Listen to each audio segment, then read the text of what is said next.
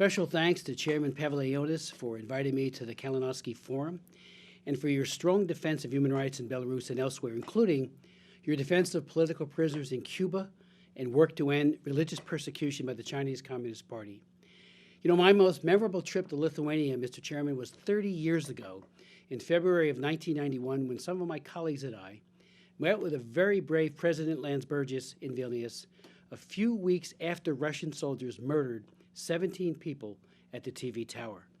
We were there to tangibly express our solidarity with the President and the Lithuanian people, and with our voice and physical presence to try to further deter aggression.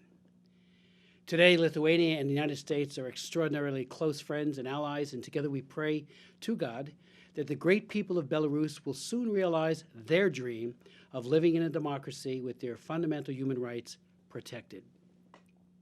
And with courageous and amazing leaders like Svetlana Tikhanovskaya and friends like you, I believe that democracy in Belarus is a matter of when and not if.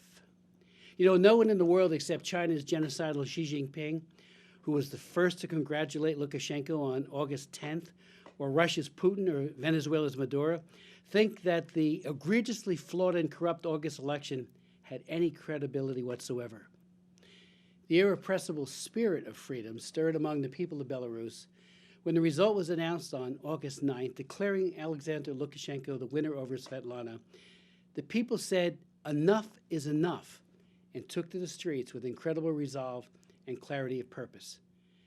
The free nations of the world rallied as well, and that solidarity must be continually reasserted and re-energized. We simply cannot lose our focus or grow weary.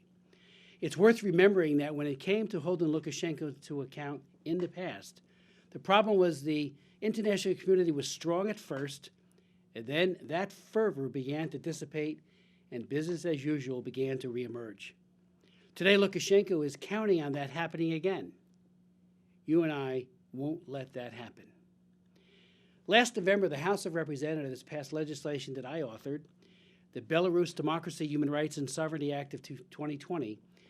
President Trump signed it into law in December.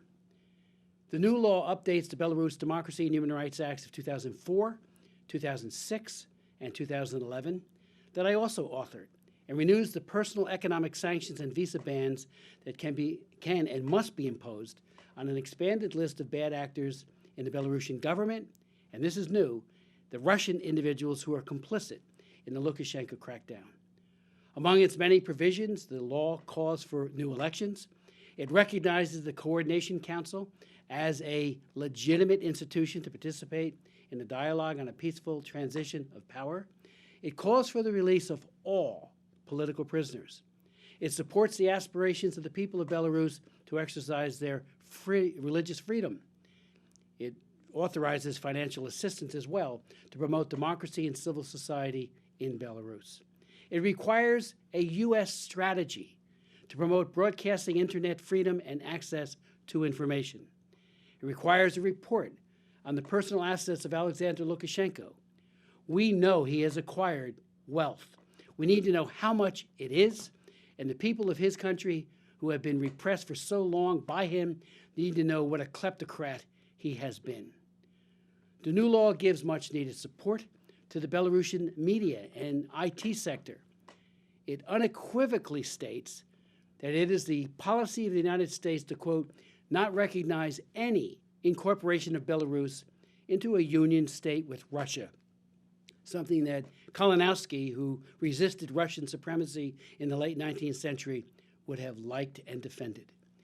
And as you know, the United States never recognized, I say this parenthetically, the incorporation of the Baltic states into the Soviet Union, and we rightfully called you captive nations. The new law still awaits aggressive, comprehensive, and faithful implementation by the Biden administration.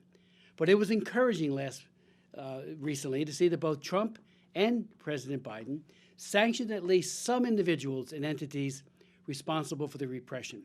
For example, on February 18th, Secretary of State Blinken imposed visa restrictions on 43 Belarusian individuals responsible for undermining Belarusian democracy. The Belarus Democracy, Human Rights, and Sovereignty Act of 2020, however, is a blueprint, an action plan that has the full and robust support of both the Republicans and the Democrats in the U.S. Congress. So with respect and the strongest sense of urgency, I call on the Biden administration to use all the tools embedded in the new law and all other relevant laws to assist the wonderful people of Belarus. Thank you very, very much.